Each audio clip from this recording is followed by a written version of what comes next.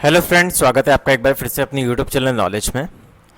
आज का टॉपिक है कि 1 जनवरी 2004 के बाद नियुक्त कार्मिक जो भी एनपीएस से अब जीपीएफ 2004 में शिफ्ट हो गए हैं, वो अपनी एनपीएस की पासबुक किस प्रकार बनाएंगे अगर उन्होंने अभी तक नहीं बनाई है। तो अगर आपने एनपीएस की पासबुक अभी तक नहीं बनाई है तो इस वीडियो को आप ज़रूर देखिए।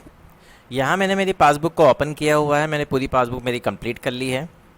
इस पासबुक को बनाने के बाद आपको आपकी एसएसओ आईडी से एसआईपीएफ न्यू पोर्टल पे जाके वहाँ आपकी एनपीएस की पासबुक अपलोड करनी है। यहाँ सबसे पहले देखते हैं कि जो भी पासबुक का फ्रंट पेज है वो मैंने यहाँ पे ओपन किया हुआ है। आप देख सकते हैं ऊपर लिखा हुआ है नवीन अंशदायी पेंशन योजना पासबुक। इसे आपको किस तरह कंप्लीट करना है, या फर्स्ट ऑप्शन मिला हुआ है प्रान नंबर का। आपके पास जो भी प्रान नंबर है आपका, जिससे पहले एनपीएस की कटौती होती थी, वो प्रान नंबर आपको इसके सामने इंसर्ट कर देना है। उसके बाद नीचे सेकंड ऑप्शन है पैन नंबर का, जो भी आपका पैन कार्ड नंबर है वो आपको डाल देना है। आपकी एम्प्लॉय आईडी आ जाएगी यहाँ पे, जो भी आपकी एम्प्लॉय आईडी है आरजे के रिलेटेड जो भी, वो आपको यहाँ पे लिख देनी है। उसके बाद आपको कर्मचारी का नाम लिखना है, पिता या पति का नाम लिखना है, एंड स्थायी पता आपका जो भी है। उसके बाद नीचे ऑप्शन आते हैं जन्म तिथि, नियुक्ति दिनांक, स्थायी होने का दिनांक, सेवानिवृत्ति होने का दिनांक। जन्म तिथि आपको आपकी लिख देनी है जो भी डेट ऑफ बर्थ है। नियुक्ति दिनांक आपकी फर्स्ट अपॉइंटमेंट डेट आएगी यहाँ पे जो भी है, मैंने लिख दी है। स्थायी होने की दिनांक, जब भी आप स्थायी होते हैं वही दिनांक आपकी यहाँ पे आएगी, तो आपको वो लिख देनी। जबकि आपके स्थायीकरण के ऑर्डर निकले हैं आप वो डेट यहाँ पे डाल सकते हैं। सेवानिवृत्त होने की दिनांक आप जो भी आपकी डेट ऑफ बर्थ है उसमें 60 साल प्लस कर दीजिए एंड उसको 31 पे ले जाइए, तो उसी तरह आपकी सेवानिवृत्ति दिनांक यहाँ पे काउंट हो जाएगी। उसको आपको यहाँ फिल कर देना है। आपके कार्यालय का नाम आपको वह लिखना है जो आपकी फर्स्ट पोस्टिंग हुई थी वही आना चाहिए, और आपका पदनाम भी वही होना चाहिए जो भी आपकी फर्स्ट पोस्टिंग हुई थी। भले आपके अभी कितने ही प्रमोशन हो चुके हों, उससे कोई फ़र्क नहीं पड़ता है। उसके बाद हमारे पास ऑप्शन आता है मनोनीत व्यक्ति का नाम। मनोनीत व्यक्ति के नाम के बाद संबंध एंड अंश। यहाँ पे आपको नॉमिनी की डिटेल फिल करनी है, जो भी इसको भी आप एनपीएस में नॉमिनी बनाना चाहते हैं।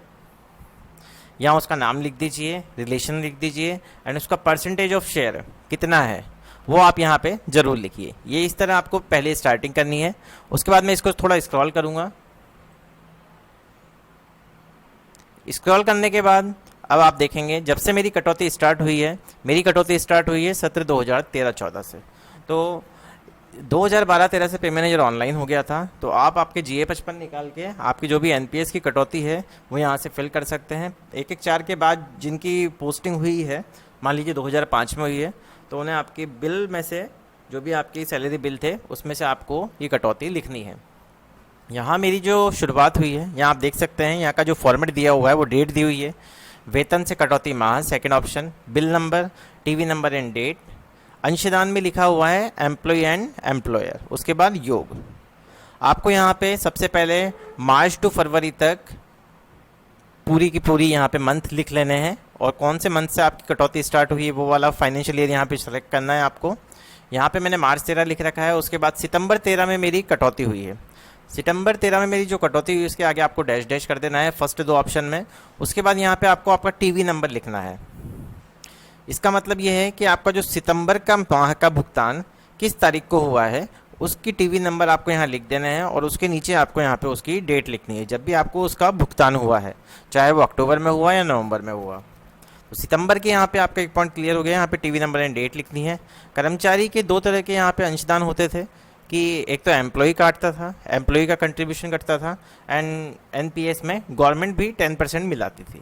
तो आपको यहाँ पे सबसे पहले कर्मचारी में जो आपका सैलरी बिल में से कटता था वो लिख देना है। यहाँ पे जो भी आपके एनपीएस की डिडक्शन होती थी सैलरी बिल में से वो यहाँ पे आपको लिखनी है एम्प्लॉय वाले में, एंड नियुक्ता में आपको लिखनी है जो भी गवर्नमेंट मिलाती थी 10%, वो आपको यहाँ लिख देना है। फिर इन दोनों का आपको टोटल लगा के योग में लिख देना है। इसी तरह आपको जो भी आपके मंथ्स आ रहे हैं नीचे आपके सैलरी बिल के अकॉर्डिंग, जैसे जुलाई में जीआई लग जाती है तो वो बढ़ जाता है, तो आप यहाँ पे देख सकते हैं। यहाँ पे अभी आप सेम कटौती आ रही है, उस टाइम मेरी सेम ही थी। उसके बाद आपको यहाँ पे फरवरी तक इसको कंप्लीट करना है, मार्च टू फरवरी। फरवरी के नीचे वापस से मार्च नहीं लेना है, ये फाइनेंशियल ईयर के हिसाब से ही होगा। तो आपको यहाँ पे उसके बाद कोई एरियर मिला है, मान लीजिए कोई डी एरियर है या सैलरी एरियर है, उसमें भी आपके एनपीएस की कटौती हुई है, तो आपको यहाँ पे सैलरी एरियर लिख लेना है ऐसे जैसे मैंने लिखा हुआ है। उसके बाद टीवी नंबर डालने हैं उसके, और उसका अमाउंट लिखना है कर्मचारी का, और गवर्नमेंट ने कितना मिलाया वो आएगा, एंड सेम आपका योग वो आ जाएगा। योग आने के बाद आपको क्या करना है, जहाँ से भी आपने स्टार्ट करी है मार्च से, उन सभी का यहाँ से आपको ऊपर से नीचे तक टोटल करना है, ताकि जो ये कॉलम मिला हुआ है आपको अंतिम शेष का, यहाँ देख सकते हैं आप, अंतिम शेष का जो कॉलम है वो आपको दिख रहा है यहाँ पे। यहाँ से सितंबर से फरवरी तक का जो मेरा टोटल डिडक्शन हुआ है एनपीएस का सैलरी एरियर को मिला के, वो अमाउंट यहाँ आ गया है। एंड जो गवर्नमेंट ने काटा है वो अमाउंट भी सितंबर से फरवरी का नीचे आ गया है। अब इन दोनों को प्लस करके आप देखेंगे यहाँ टोटल अमाउंट आ जाएगा। अब क्या करना है, हमें नेक्स्ट फाइनेंशियल ईयर पे चलना है। तो ये हो गई। अब इसके बाद हम आगे स्क्रॉल करेंगे, इसको स्क्रॉल करने के बाद हम देखेंगे यहाँ पे फाइनेंशियल ईयर आ गया है 14-15, आप देख सकते हैं इसको। उसके बाद यहाँ पे वापस से मैंने टीवी नंबर लिखा हुआ है, लेकिन ये चीज़ देखिए यहाँ पे नोट कीजिएगा कि यहाँ पे जो प्रारंभिक जमा है, प्रारंभिक जमा का ऑप्शन आ रहा है, वेतन से कटौती माह आने में प्रारंभिक जमा, इसका मतलब है कर्मचारी नियोक्ता। इससे पहले जो आप यहाँ पे आपने जो टोटल लगाया था ऊपर की साइड, वो आपको यहाँ पे जैसे हम कैरी फॉरवर्ड और बैक वो सीएफ और बीएफ करते हैं यहाँ पे, वो आपको ले लेना है यहाँ पे। यहाँ पे वही अमाउंट आ जाएगा जो पहले वाले फाइनेंशियल ईयर का टोटल था, वो यहाँ पे गवर्नमेंट वाला आ जाएगा, और टोटल अमाउंट ये आ जाएगा। मैं बता देता हूँ आपको, यही अमाउंट वापस से आया है जो भी यहाँ लिखा हुआ है अंतिम शेष में।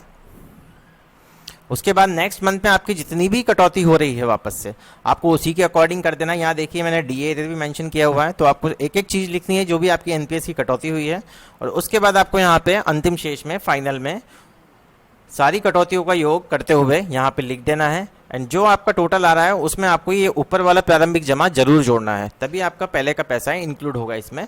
इसी तरह आपको step by step her financial year की यहाँ पे आपकी एनपीएस की कटौती का इंदराज करते जाना है। इस तरह ही आपको पासबुक कंप्लीट करनी है, और उसे आपके जो भी डीडीओ हैं, मान लीजिए आपका ट्रांसफ़र हो गया है, अभी आप कहीं और काम कर रहे हैं, तो आपके जो प्रेजेंट डीडीओ हैं वो भी इस पासबुक को प्रमाणित कर सकते हैं। इसके लिए वो मना नहीं कर सकते आपको कि वो पासबुक को प्रमाणित नहीं करेंगे, तो आप उनसे ही